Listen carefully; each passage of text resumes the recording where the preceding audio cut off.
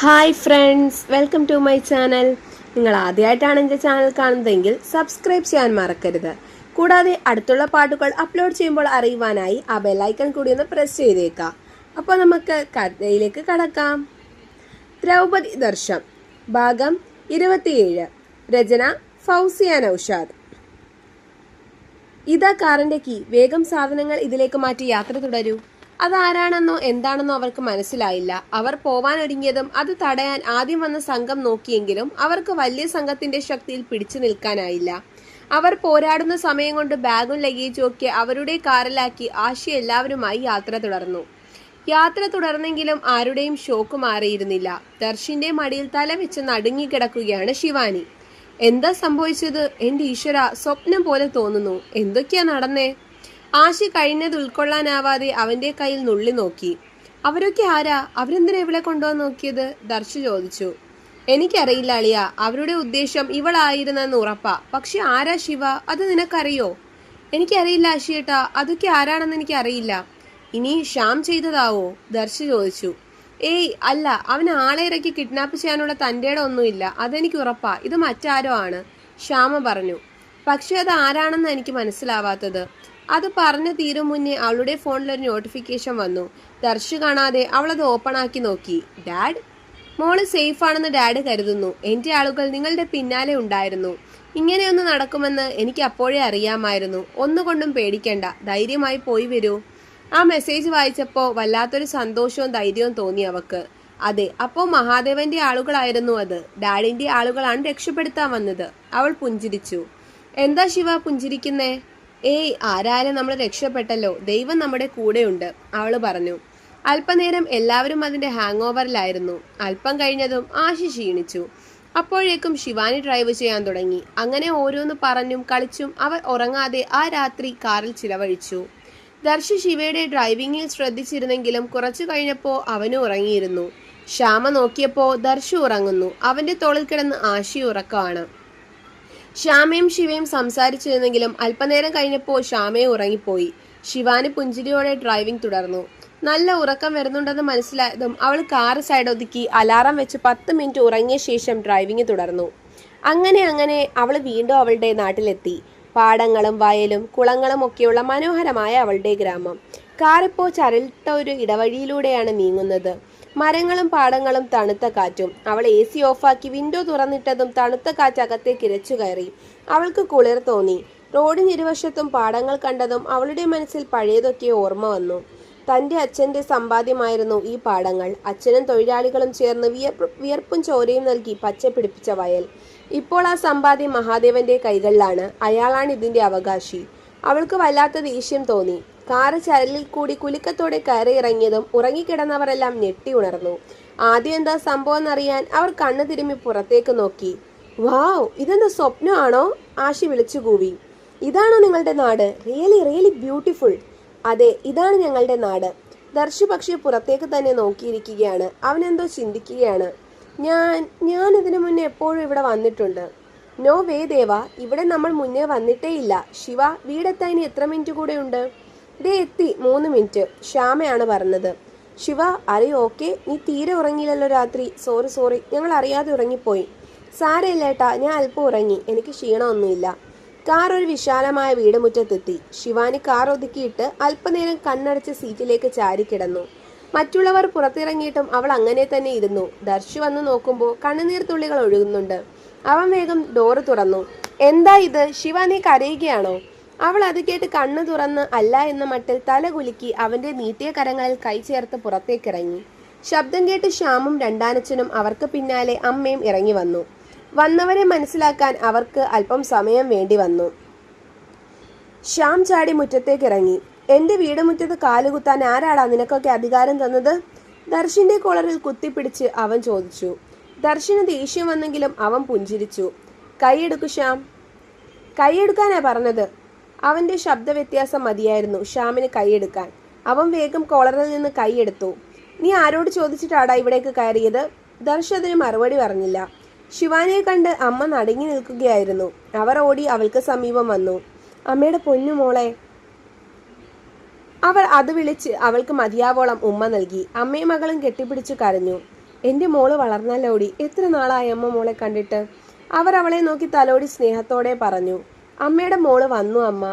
അമ്മയ്ക്ക് തന്ന വാക്ക് ഞാൻ പാലിച്ചു. എൻ്റെ ചേച്ചിയെ ഞാൻ മടക്കി കൊണ്ടുവന്നിരിക്കുന്നു, ശ്യാമ പറഞ്ഞു. ഓഹോ, അപ്പോൾ ഇതൊക്കെ നിന്റെ പ്ലാൻ ആയിരുന്നല്ലേ? രണ്ടാനച്ഛൻ ചന്ദ്രൻ ചോദിച്ചു. അതെ അച്ഛാ, ഇവൾ ഒറ്റൊരുത്തി ഇതിനൊക്കെ കാരണം. കണ്ടില്ലേ, ആളെയും കൂട്ടി വന്നിരിക്കുക. ഒറ്റ എണ്ണയിൽ പഠിച്ചൗട്ടില്ലല്ലോ, അയാൾ പ്രഖ്യാപിച്ചു. അത് പറയാൻ നിങ്ങളാരാ? മുന്നിലേക്ക് കയറി നിന്ന് ശിവാനി ചോദിച്ചു. ഇത് ഞങ്ങളുടെ വീടാ, എൻ്റെ അച്ഛൻ്റെ വീട്. പലതും ഞങ്ങൾക്ക് നഷ്ടപ്പെട്ടു എന്ന് വെച്ച് ഈ വീട് നഷ്ടപ്പെട്ടിട്ടില്ല. ഈ വീട് എൻ്റെ അമ്മയുടെ പേരിലാ. ഇവിടെ വലിഞ്ഞു കയറി താമസിക്കുന്ന നിങ്ങളെ വേണം ആദ്യം ഇറക്കി വിടാൻ. അവൾ അയാളെ വകവയ്ക്കാതെ അകത്തേക്ക് കയറി. പിന്നാലെ പുച്ഛത്തോടെ ബാക്കിയുള്ളവരും. 3 മുറിയുള്ള പഴയ രീതിയിലുള്ള ഒരു വാർത്ത വീടായിരുന്നു അത്. അല്പം മാറ്റമൊക്കെ ചന്ദ്രൻ വീട്ടിൽ ചെയ്തിരുന്നു. ചന്ദ്രനും ശ്യാമും ദേഷ്യത്തോടെ എവിടെയോ ഇറങ്ങിപ്പോയി. ശിവയുടെ അമ്മയ്ക്ക് വല്ലാത്ത സന്തോഷമായി. കുഞ്ഞിലെ കണ്ടതാണ് തൻ്റെ മകളെ. ഇപ്പോൾ അവൾ പ്രായപൂർത്തിയായി, വിവാഹവും കഴിഞ്ഞു. അവർക്ക് ഉൾക്കൊള്ളാൻ പ്രയാസം തോന്നി. പക്ഷേ ആരാണ് അവളുടെ ഭർത്താവ് എന്ന് ആലോചിക്കുകയായിരുന്നു അവർ. അമ്മ, ഇതാ ദേവേട്ടൻ, എൻ്റെ ഭർത്താവ്, അതായത് അമ്മയുടെ മരുമോൻ. അവൾ ചിരിയോടെ പറഞ്ഞതും ദർശമ്മയുടെ കാലുതൊട്ട് വന്ദിക്കാൻ കുനിഞ്ഞതും അവർ അവനെ പിടിച്ചെഴുന്നേൽപ്പിച്ചു. നന്നായി വരും മക്കളെ, ദൈവം എൻ്റെ മക്കളെ അനുഗ്രഹിക്കട്ടെ. അത് പറഞ്ഞവർ സ്നേഹത്തോടെ അവൻ്റെ തലയിൽ തലോടി. പിന്നെ അമ്മ, ദേ ഇത് ആശിയേട്ടൻ, ഞങ്ങൾക്കെല്ലാം വേണ്ടപ്പെട്ട ആളാ. ദേവേട്ടൻ്റെ അടുത്ത ഫ്രണ്ട്, സഹോദരൻ, അങ്ങനെ എല്ലാം ആണ്. അവൻ വിനയത്തോടെ അമ്മയെ നോക്കി കൈകൂപ്പി. അവർ അവനെ നോക്കി പുഞ്ചിരിച്ചു. മക്കളിരിക്കെ, ഞാൻ കുടിക്കാൻ എടുക്കാം. അവർ അടുക്കളയിലേക്ക് പോയതും പിന്നാലെ ശിവയും ശ്യാമയും ചെന്നു. അവൾ അമ്മയെ ചുറ്റിപ്പിടിച്ചു. എൻ്റെ അമ്മ ഒരുപാട് മാറി. പണ്ടത്തെ നന്ദിനിക്കുട്ടിയേ അല്ല. എൻ്റെ അച്ഛനുള്ളപ്പോൾ എൻ്റെ അമ്മ എന്ത് സുന്ദരിയായിരുന്നെന്നോ. ഇപ്പോൾ മുടിയൊക്കെ നരച്ചു, അത്ര പ്രായം കൂടിയിട്ട് പോലുമില്ല, എന്നിട്ടും പ്രായമുള്ള പോലെയായി. ശിവാനി പറഞ്ഞു. എൻ്റെ മക്കളെ, എങ്ങനെ പ്രായമാവാണ്ടിരിക്കുക? നിങ്ങളുടെ അച്ഛനുള്ളപ്പോൾ രാജകുമാരിയെ പോലെ തന്നെയാണ് ഞാൻ ഇവിടെ ജീവിച്ചേ. ഇപ്പോൾ വേലക്കാരിയെ പോലെയും. ആ, പറഞ്ഞിട്ട് എന്താ കാര്യം? മോള് വന്നല്ലോ. ഇപ്പോഴമ്മയുടെ പകുതി ദുഃഖം മാറിയത്. പെറ്റ തള്ളയുടെ വേദന ആർക്കും മനസ്സിലാവില്ല. എൻ്റെ അമ്മ വിഷമിക്കണ്ട, ഞാൻ വന്നില്ലേ. അങ്ങനെ ഒന്നിനും എന്നെ അതിവേഗം തകർക്കാൻ പറ്റില്ല അമ്മേ. നമ്മുടെ കൂടെ ഈശ്വരനുണ്ട്, എൻ്റെ കണ്ണനുണ്ട്. മോള് വലിയ കുട്ടിയായി. എന്നെപ്പോലെ തന്നെയാ. എന്നെ കെട്ടിക്കൊണ്ട് വന്നപ്പോൾ ഞാനും ഏകദേശം ഇതേപോലെ ഇരുന്നയാ. കുഞ്ഞിലത്തെ ഫേസ് കട്ട് ഇപ്പോഴും ഉണ്ട് നിനക്ക്. പിന്നെ ചെക്കൻ എങ്ങനാടി? നിന്നോട് സ്നേഹമൊക്കെ ഉണ്ടോ? അവരല്പം ശബ്ദം താഴ്ത്തി ചോദിച്ചു. പിന്നല്ലാതെ അമ്മ, ചേച്ചി ആ ചേട്ടന് ജീവനാ. സ്നേഹവും കെയറിങ്ങൊക്കെ അമ്മ ഒന്ന് കാണണം. എൻ്റെ ചേച്ചി ലക്കിയ അല്ലേ ചേച്ചി? ഒന്ന് പോടി. അവൾ ചിരിച്ചുകൊണ്ട് ശ്യാമയുടെ തലയിൽ ഒരു തട്ട് കൊടുത്തു. ആശയും ദർശം വീട് മുഴുവൻ ചുറ്റി കാണാനിറങ്ങി. വീടിന് പുറകിൽ വയലാണ്, നല്ല അന്തരീക്ഷവും തണുത്ത കാറ്റും. അവർ രണ്ടാളും ഓരോ മുറിയിലും കയറി. എല്ലാം ചെറിയ മുറികളാണ്. ഒരു മുറിയിൽ മാത്രമേ അത്യാവശ്യം വലിപ്പമുള്ള ബെഡുള്ളൂ. മറ്റു 2 മുറിയിലും സിംഗിൾ കോട്ട് ബെഡാണ്. വാതിലുകളൊക്കെ നല്ല പഴക്കമുണ്ട്. ചെറിയൊരു ഹാളും അടുക്കളയും. കൊള്ളാല്ലേ ദേവ, നല്ല അറ്റ്മോസ്ഫിയർ. ചെറിയ വീട്. ആ കാലന്മാർ രണ്ടുപേരും ഇല്ലെങ്കിൽ നല്ല സമാധാനമായി ജീവിക്കാൻ പറ്റുന്ന വീട്, ആശി പറഞ്ഞു. അതെ, വാതിലൊക്കെ നല്ല പഴക്കമുണ്ട്. എങ്ങനെയാ ഇവിടെ സേഫായി കഴിയുക? അതും ഈ ചെന്നായകളുടെ ഇടയ്ക്ക് ഒക്കെ അവരുടെ ധൈര്യം, ദർശ് പറഞ്ഞു. എന്തായാലും എനിക്ക് സ്ഥലം ഇഷ്ടമായി. നമ്മുടെ സിറ്റിയൊക്കെ എവിടെ നിൽക്കുന്നു? നാട്ടുമ്പുറം തന്നെയാ പൊളി. ആശിക്ക് കൗതുകം അടക്കാനായില്ല. അവർ അങ്ങനെ ഓരോന്ന് നോക്കിയിരിക്കുമ്പോൾ ശിവാനിയും ശ്യാമയും ചായയുമായി വന്നു. ആദ്യം എല്ലാവരും ഇതൊക്കെ ഒന്ന് കുടിച്ച് ഫ്രഷായി വാ. അപ്പോഴേക്കും ബ്രേക്ക്ഫാസ്റ്റ് റെഡിയാക്കാം, ഓക്കെ? ശിവ പറഞ്ഞു. ആ, അത് നല്ല ഐഡിയ ആണ്. അവരെല്ലാവരും കൂടിയിരുന്ന് ചായ കുടിച്ചു. എവിടെയാ കുളിമുറി? Attached bathroom? ആശി ചോദിച്ചു. അതെ ആശിയേട്ടാ, ഇവിടെ അതില്ല. Only outside bathroom. പുറത്തൊരു കുളിമുറിയുണ്ട്, പിന്നെ കുറച്ചപ്പുറത്തോട്ടൊരു കുളമുണ്ട്. ഇവിടെയുള്ള പുരുഷന്മാരൊക്കെ അവിടെ പോയാൽ കുളിക്കുക, ശ്യാമ കളിയാക്കി പറഞ്ഞു. അത് കൊള്ളാലോ. എന്നാ വാടാദേവ, നമുക്ക് അവിടെ പോവാം. ഞാൻ ഇതുവരെ കുളത്തിൽ കുളിച്ചിട്ടില്ല, ആശി ഉത്സാഹത്തോടെ പറഞ്ഞു. ശ്യാമയും ശിവാനിയും പുറകെ ഡ്രസ്സുമായി ആശിയും ദർശും കുളത്തിന് സമീപം വന്നു. വിശാലമായൊരു കുളം, തെളിഞ്ഞ വെള്ളം, ശാന്തമായ അന്തരീക്ഷം, തണുത്ത കാറ്റ്. ആഹാ! ആശി മറ്റൊന്നും നോക്കാതെ ഡ്രസ്സു മാറ്റിയൊരു ടവലുടുത്ത് കുളത്തിലേക്ക് ചാടി. എന്നാലേ ഞങ്ങൾ അങ്ങോട്ട് പോവാം, നിങ്ങൾ രണ്ടാളും അങ്ങ് വന്നാൽ മതി. അവരെ അവിടെയാക്കി ശ്യാമയും ശിവയും തിരികെ നടന്നു. അവർക്ക് സ്ഥലം കാട്ടിക്കൊടുത്തോ? നീന്താൻ അറിയോ? അപകടമൊന്നും വരില്ലല്ലോ? അമ്മ ചോദിച്ചു. ഏയ് ഇല്ല അമ്മ, രണ്ടാൾക്കും നീന്തൽ വശമുണ്ട്. ഇതൊക്കെ ഇഷ്ടമാണ്. കുളിച്ചിട്ട് വരട്ടെ.